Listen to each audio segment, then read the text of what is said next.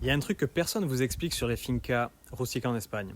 Et que sans comprendre ça, tout va vous paraître illégal, dangereux, voire même criminel en fait. Alors que la réalité, elle est beaucoup plus simple. 97% des fincas sont illégales à la base. Oui. Et bizarrement, les maisons sont toujours là. Alors pourquoi ? Parce que c'est une tradition paysanne. Quand un agriculteur il a besoin d'un cabanon pour ses outils, il ne prenait pas rendez-vous avec un agent d'urbanisme, avec sa petite chemise repassée, tout ça, non. Il prend ses parpaings, prépare son ciment, il colle tout et ça passe. T'as besoin d'un abri ? Tu construis. Tu remplis pas un dossier de 40 pages pour 4 murs et un toit de tôle en fait.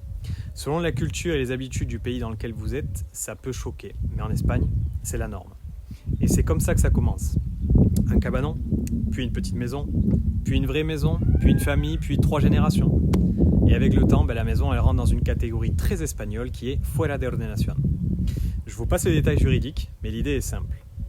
C'est illégal à la naissance, mais c'est intouchable à l'âge adulte. Donc ce qu'il faut comprendre, c'est simple.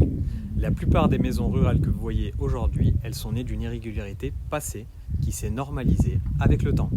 Et c'est un principe qui perdure aujourd'hui. Il faut 6 ans. Les gens y vivent, ils élèvent leurs enfants, ils transmettent la maison et tout roule.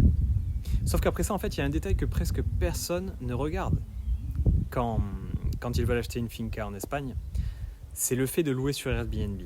Et ça, pour le coup, la mairie regarde vraiment.